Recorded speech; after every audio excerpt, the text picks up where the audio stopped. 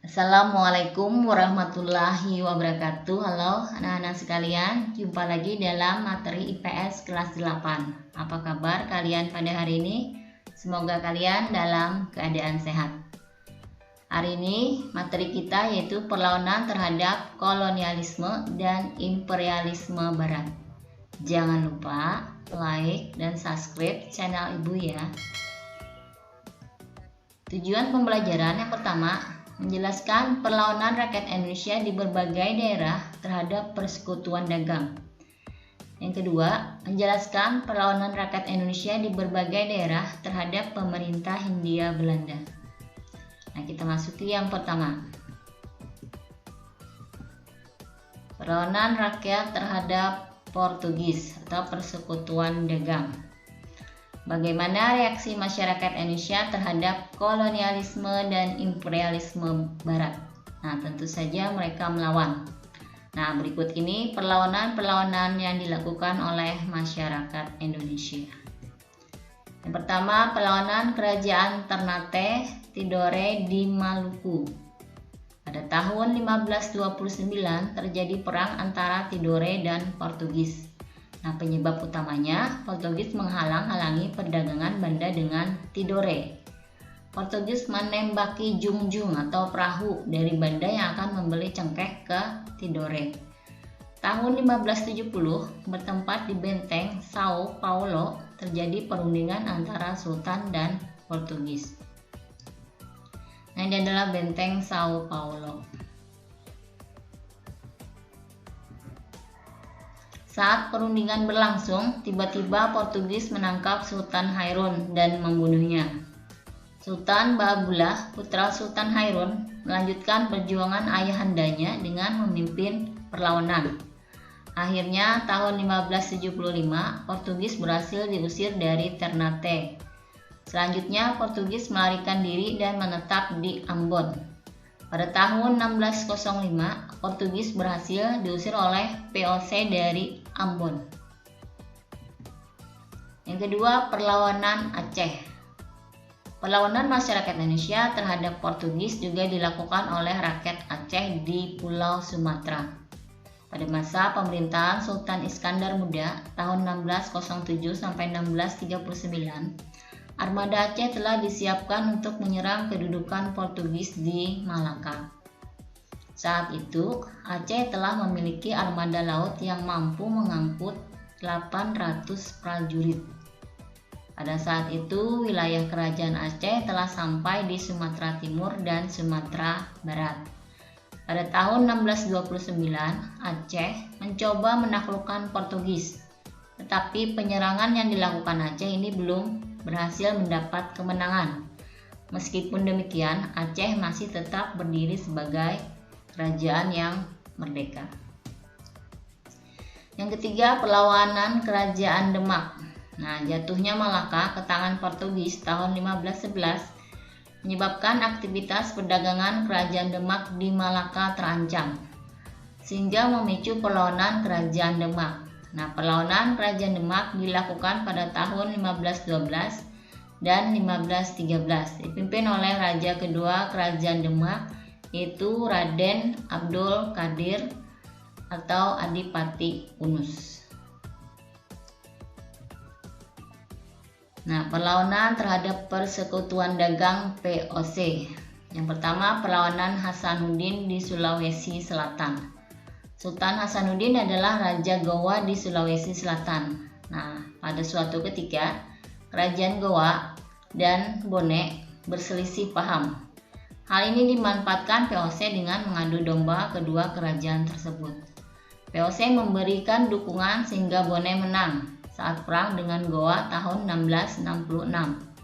Sultan Hasanuddin dipaksa menandatangani perjanjian Bongaya pada tanggal 18 November 1667. Nah, ada 4 isi dari perjanjian Bongaya. Yang pertama, Belanda memperoleh monopoli dagang rempah-rempah di Makassar. Yang kedua, Belanda mendirikan benteng pertahanan di Makassar. Yang ketiga, Makassar harus melepaskan daerah kekuasaannya berupa daerah di luar Makassar. Yang keempat, Aru Palaka diakui sebagai Raja Bone.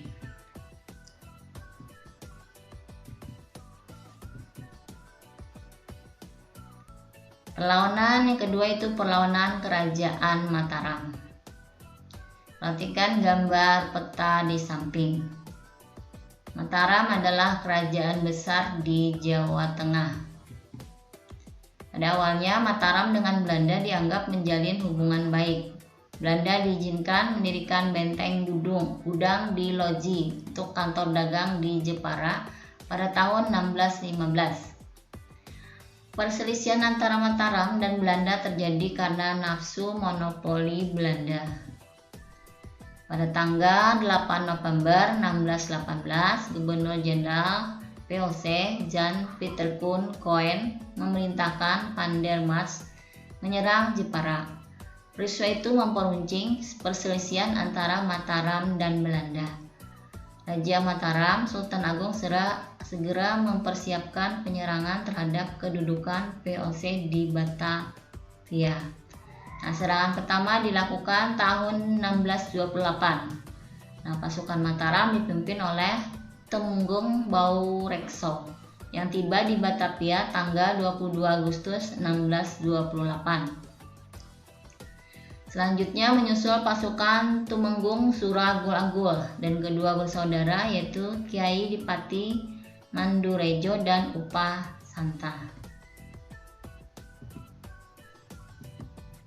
Mengapa serangan pertama mengalami kegagalan? Nah, hal ini terjadi selain karena kurangnya perbekalan, persenjataan Belanda jauh lebih modern dibandingkan dengan tentara Mataram.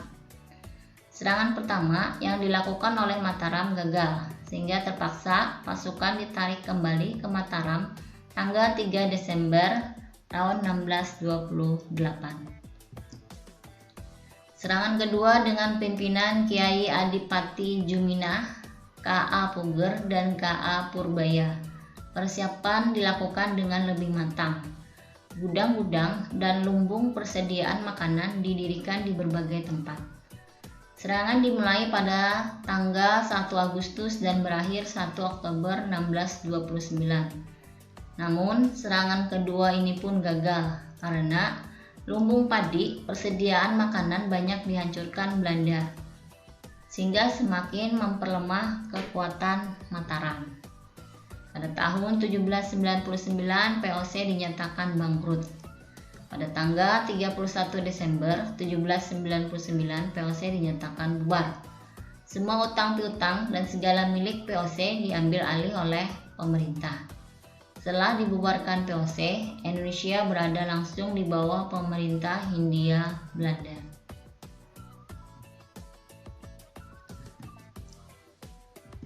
Perlawanan terhadap pemerintah Hindia Belanda. Bagaimana proses perlawanan rakyat Indonesia pada abad ke-19? Nah, yang pertama adalah Perang Saparua di Ambon. Ketika Belanda kembali berkuasa di Indonesia tahun 1817, rakyat Ambon mengadakan perlawanan di bawah pimpinan Thomas Matulesi atau Patimura. Patimura memimpin perlawanan di Saparua dan berhasil merebut benteng Belanda serta membunuh Residen Pandenburg. Dalam perlawanan tersebut turut serta seorang pahlawan wanita bernama Christina Martha Tiahahu yang merupakan putri tunggal dari Paulus Tiahahu, teman dari Kapten Patimura. Patimura bersama 3 pengikutnya ditangkap dan dihukum gantung. Yang kedua adalah Perang Padri tahun 1821 sampai 1837. Perlawanan terjadi karena ada perselisihan antara kaum adat dan kaum Padri yang mengundang campur tangan Belanda. Kaum adat adalah masyarakat yang mempertahankan adat istiadat lama. Sedangkan kaum Padri yaitu tokoh ulama yang berusaha menegakkan ajaran Islam sesuai Al-Quran dan hadis. Perang Padri terjadi di Sumatera Barat dipimpin oleh Tuanku Imam Bonjol. Belanda benar-benar menghadapi musuh yang tangguh. Belanda menerapkan sistem pertahanan benteng Stelsel, benteng Fort de Kock di Bukit Tinggi dan benteng Fort van der Kapellen merupakan 2 benteng pertahanannya.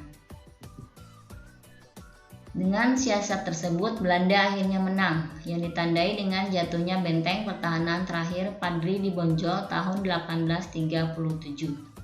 Tuanku Imam Bonjol ditangkap, kemudian diasingkan ke Priangan, ke Ambon, dan terakhir ke Manado hingga wafat tahun 1864. Berakhirnya Perang Padri membuat kekuasaan Belanda di Minangkabau semakin besar. Keadaan ini kemudian mendukung usaha Belanda untuk menguasai wilayah Sumatera yang lain. Yang ketiga adalah Perang Diponegoro tahun 1825 sampai 1830.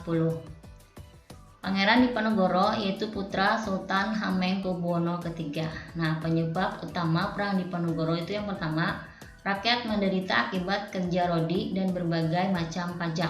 Yang kedua, Mataram dipersempit karena dikuasai Belanda. 3. Belanda selalu ikut campur dalam urusan kerajaan.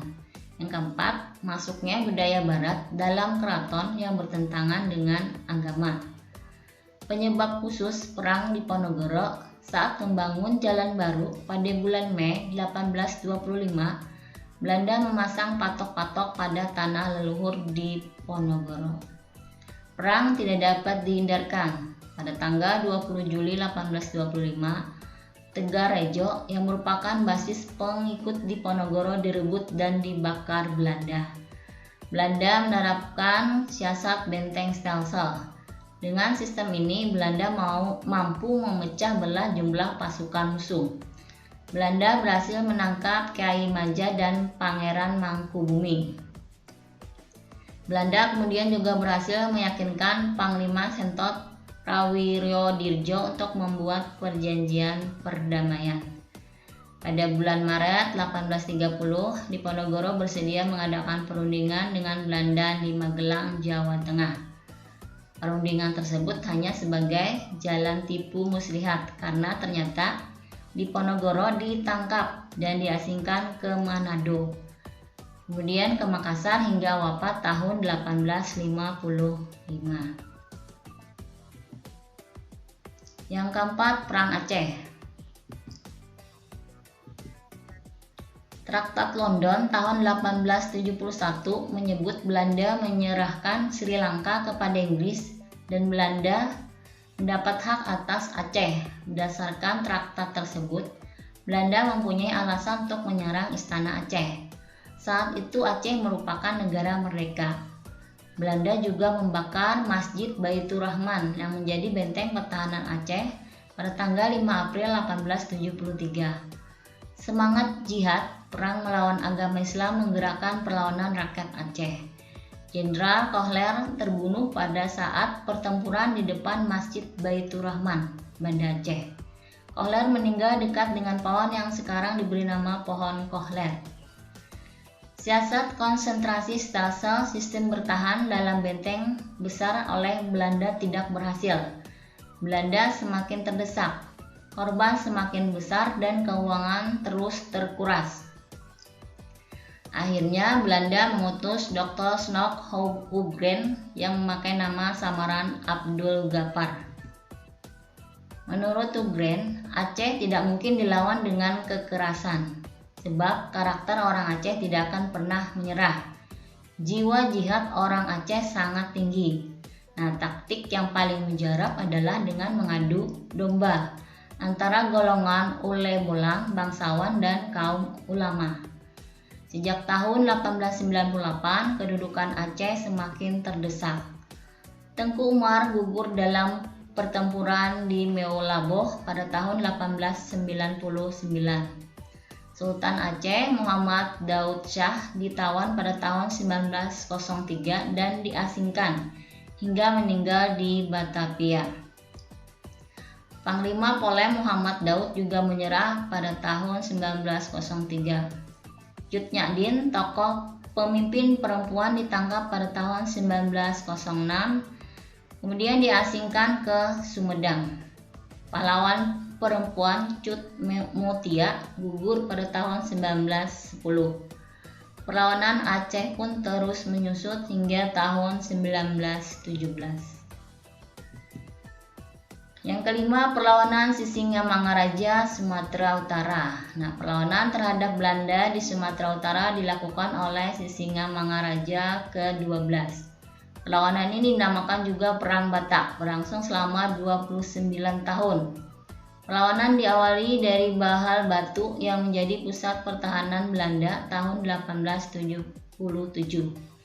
Untuk menghadapi Perang Batak, Belanda menarik pasukan dari Aceh. Pasukan Sisingamangaraja dapat dikalahkan setelah Kapten Christopher berhasil mengepung benteng terakhir Sisingamangaraja di Pakpak. Kedua putra beliau, Patuan Nagari dan Patuan Anggi, ikut gugur, sehingga seluruh Tapanuli dapat dikuasai Belanda. Yang keenam, Perang Banjar tahun 1859-1862. Ini adalah Pangeran Antasari. Latar belakang Perang Banjar berawal ketika Belanda memaksa monopoli perdagangan lada, rotan, damar, dan hasil tambang emas dan intan di wilayah Kerajaan Banjar. Belanda ikut campur dalam urusan pergantian raja di Kerajaan Banjarmasin. Belanda memberi dukungan kepada Pangeran Tamjidillah yang tidak dikuasai rakyat. Belanda mengumumkan Kesultanan Banjarmasin akan dihapuskan. Perlawanan dilakukan oleh Prabu Anom dan Pangeran Hidayat. Pada tahun 1859, Pangeran Antasari memimpin perlawanan setelah Prabu Anom ditangkap Belanda. Pasukan Pangeran Antasari dapat didesak. Pada tahun 1862, Pangeran Hidayat menyerah dan berakhir perlawanan Banjar di Pulau Kalimantan. Perlawanan benar-benar dapat dipadamkan pada tahun 1905.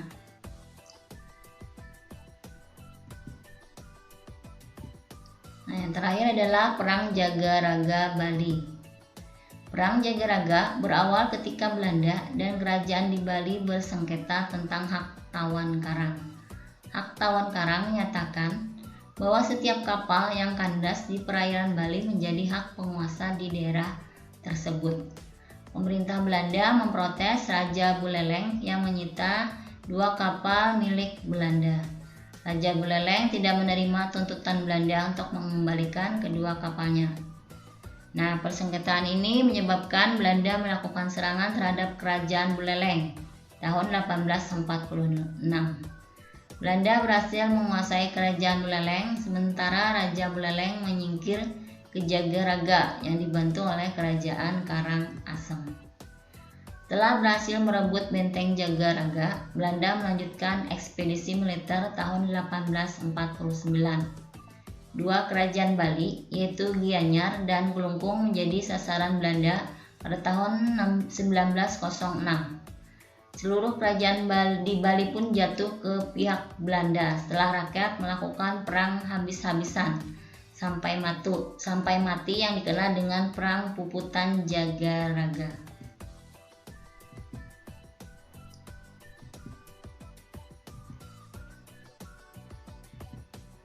Nah, demikian materi mengenai perlawanan rakyat terhadap kolonialisme dan imperialisme Barat.